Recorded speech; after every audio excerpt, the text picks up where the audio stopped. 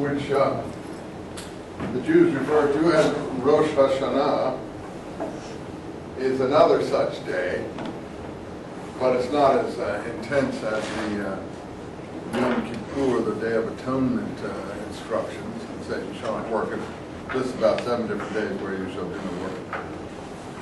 Anyway, it says this is a law in perpetuity. So I don't think even Jesus came along and abrogated anything, and I'm not even sure he was qualified to do so. I'm not a theologian, so I'm not going to get into that argument, but if people walk around with this book and carry this book, it seems to me that those are commandments that are rather incumbent on people who think a lot of this book, if you care about the book, just to honor the book, just to take the book, walk around with it, and treat it like a joke. That's one way of doing things, the way the world does things. A lot of religions do that. They pick and choose what they like. They take one morsel from here, one morsel from there, and then chuck away the rest. I have to be honest, Muhammad does that, and so does Paul. They both do that, and I think it's an illegitimate way of proceeding. If you don't want to use it, don't. That's fair enough. Dishonor it, that doesn't make a difference. But if you think you can just take bits of it and then chuck away all of the rest, and then take it and make it an esoteric exposition, I may be a fool. I'm living 2,000 or 1,500 years after these people. These people have been honored by billions and billions and billions of people, most of whom I consider to be fools, but that's my own personal view. I don't think they're fools for honoring something. I think they're fools for never thinking about anything seriously. And I think that's the definition of a fool, someone who doesn't think about something in a serious way. So, something to think about, how to deal with this particular issue of the day of rest that, since we're doing the class, commanded by this particular book for that particular day, and seriously so commanded. What I meant by fools was people who don't think seriously about things. They just think they can do these things without thinking about it. So I don't think Paul is a fool, and I don't think Muhammad's a fool. They're extremely clever people. I think they knew exactly what they were doing, and they did exactly what they wished to do. But I'm not sure that they were, I don't think that they were necessarily within the realm of permission, that it was a legitimate thing to do, to pick and choose from a book, say, oh, well, God commanded this, but he didn't command that.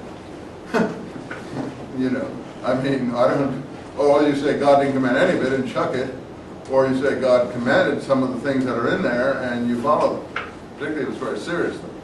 So anyway, that's my view. And if those two fellows were here today, I would be very happy to debate these issues with them, and I don't think I'd come out too far behind. But in any event, so you've been in my classes, and usually that's the way I feel. And I've gotten more intense like that as I got older. When I was young teaching these classes, I really didn't feel that way. But the more I've learned about all these things, the Bible, the New Testament, the Quran, and so on, I seriously, I mean, I don't follow the rules in the Old Testament, I have to say that. But as such, I respect them as I respect what's in a book. And now the question is, this is one of the most holy commandments. You should not work on that day. It's a day of atonement. Okay, so what do you think we should do for that day? Should we just skip class and not come, but then we'll be behind another whole period, which is tough on you. On the other hand, we could have an early exam at that period, at that time, and what we've covered today, next time, I think we probably would have enough to do an exam. I could hand out the exam, have someone else collect it, and that would be the midterm. I think that might work, actually, an early exam, you know, and then coast through to the final, etc. To my mind, that might be the best idea. Let's see how far we get today. The third possibility is to do nothing and just have the class, but then I and some of the members in the class will feel quite guilty. Now, some people have already called me telling me they're not going to be here that particular evening. Any other suggestions from the multitudes? No view on it. No suggestion. Okay, so we'll keep it in mind. I don't think it's next week. I think it's the week after. So that's my, huh? Oh, 2 weeks from, is it, it's not next week, it's not the week after, it's 2 weeks? Well, then we definitely will have enough for an exam. So we can do the exam on that day, and I'll have someone administer it or something like that. Is it the 12th?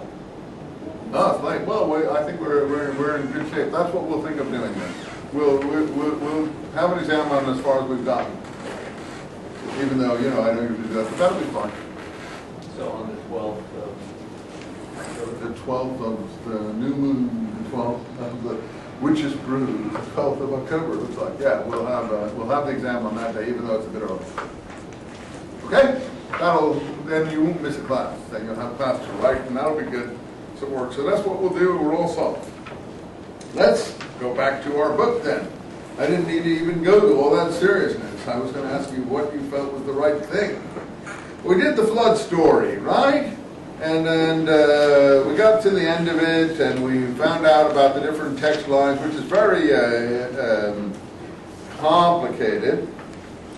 But we did see that one of the writers is very detail-oriented, and he's the repetitious one. And he's the one that often likes to show off his knowledge in lengths, widths, years someone lived, precise times that they lived, back to the beginning.